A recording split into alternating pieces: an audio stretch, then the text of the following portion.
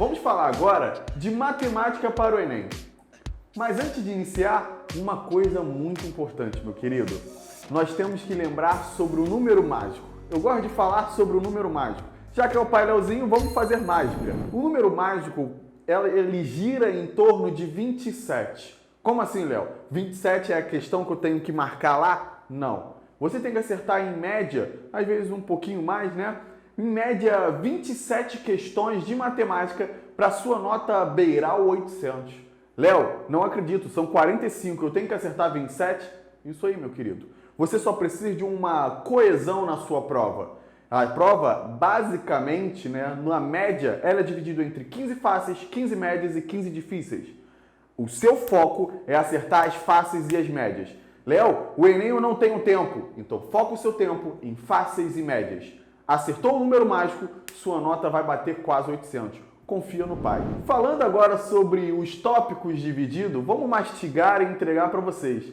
Começamos com grandezas proporcionais. Ela também é conhecida como a famosa regra de 3. Nós temos porcentagens e uma regra de 3. Imagina, uma das questões fáceis e que mais cai no Enem é uma regra de 3, onde bate o desespero, o que você faz?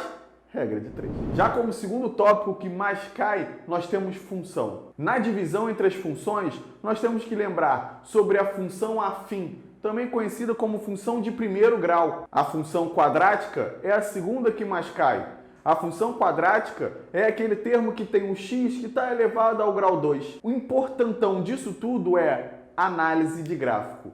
Saiba observar o gráfico de uma função de primeiro grau, que é uma reta, e uma função quadrática, que é uma parábola. Ao saber analisar esses gráficos, você mata quase todas as questões do Enem de função. Temos como o top 3 a nossa geometria plana. A geometria plana trabalha com as áreas da figura, mas também ele brinca muito com uma figura em especial, que nos casos são os prismas, os polígonos, as áreas da figura plana.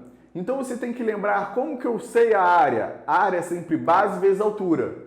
Lembra, se tem ponto no caso de triângulos e trapézios, nós dividimos por 2. Como tem duas bases no trapézio, some as suas bases. Também temos no caso especial para o Enem, que são os polígonos e as circunferências.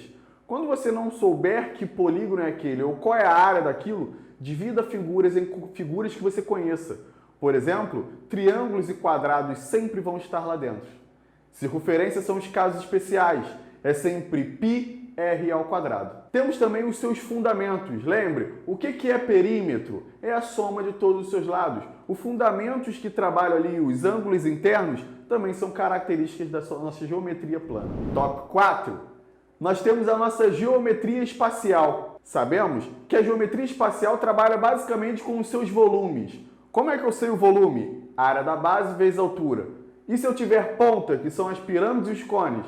Nós dividimos por 3. Só que ele não trabalha com as figuras que a gente conhece. A única figura que a gente conhece que eles amam trabalhar são os famosos cilindros. Cilindros são parecido com aquela sua latinha de Coca-Cola. Prismas é quando a sua base e o seu topo têm exatamente a mesma figura. Se for um quadrado embaixo, tem que ser um quadrado em cima para ser chamado de prisma. Fique atento nesses casos porque eles amam colocar retas e planos.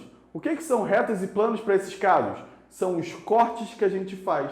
Imagina que eu tenho um prisma ou um cilindro e corto ele ao meio. O que acontece? São retas e planos. Para a gente finalizar o nosso top 5, nós temos, por último, probabilidade. Eu sei que a probabilidade é o que faz o seu coração começar a palpitar e você entra em desespero. Mas calma, eu vim aqui para te acalmar.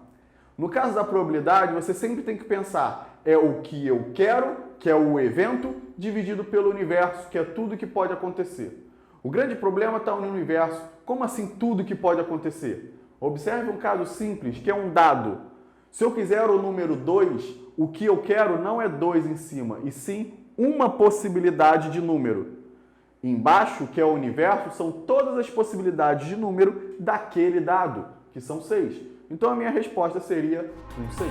Se ligou em todas as dicas? Nós temos o nosso top 5 e aí fica muito fácil a gente caçar o nosso 800 em matemática. Já pensou quanto isso pode ser bom?